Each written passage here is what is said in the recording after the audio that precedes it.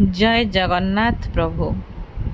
चैत्र शुक्ल प्रतिपद उपलक्षे राष्ट्रीय हिंदू नववर्ष अवसर रे समस्त भाई भौणी मानक पई आशीर्वाद कामना करुछि जगतर नाथ प्रभु श्री जगन्नाथଙ୍କ पाद तले।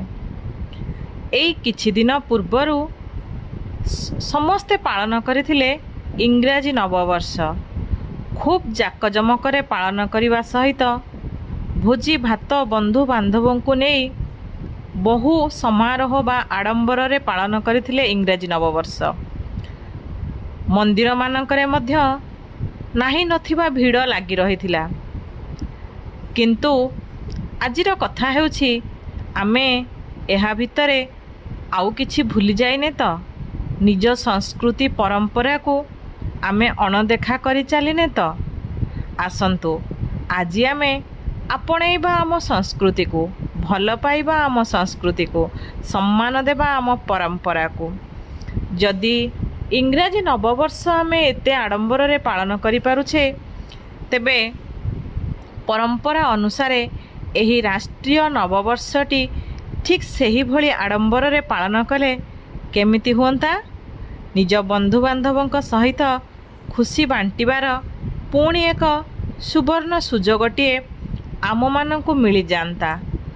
आम देशर महापुरुष माने मध्य सेमानंकर प्रत्येक महत कामर आरंभ एही दिनरु ही करिथांती। एही तिथिरे मर्यादा पुरुषोत्तम श्री रामचंद्रंकर राज्याभिषेक होइथिला।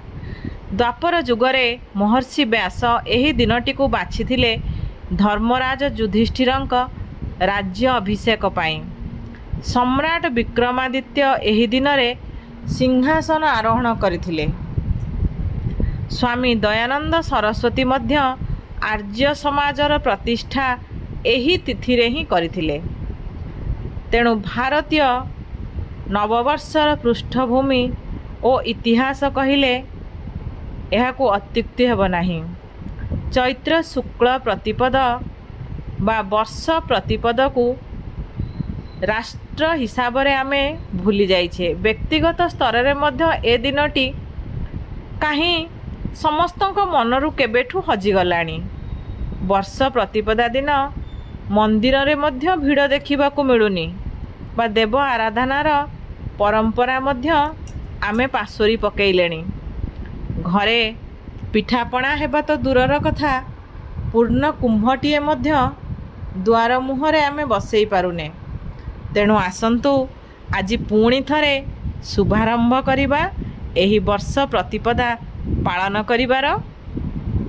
घरे नुआ नुआ पिठापणार तैयारी बा भोजी भात खियापिया सहित बंधु बांधव मानंकु नववर्षर राष्ट्रीय नववर्षर शुभेच्छा जनाई पालन करिबा एही दिनटी को।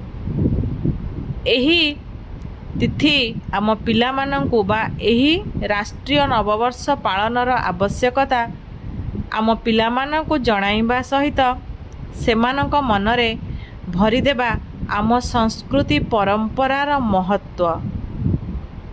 पुणी थरे आमे माने एही पावन मुहूर्त रे निज घरर द्वार रे पूर्ण कुंभटीए बसाइबा सहित ठाकुरंक पाखरे दीप प्रज्वलन करिबा, शंखनाद करिबा, पिठापणा इत्यादि निश्चय करिबा एवं बंधु बांधव मानंकु बा स्कूल कॉलेज ऑफिस हेउ बा मंदिर रे आमे निश्चित भावरे एही पर्वटी को आंतरिकतार सहित पालन करी खुशी बांटिबा सहित आम संस्कृति परंपरार महत्व को एई भली अक्षुण्ण रखिबा पाई आमे माने सचेष्टा करिबा।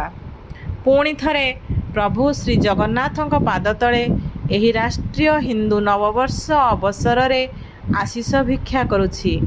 जय जगन्नाथ। जगन्नाथ स्वामी नयन पथगामी भव तुमे प्रभु। समस्तଙ୍କ मथारे ढाଳି दियो प्रभु करुणार बारी। जय जगन्नाथ।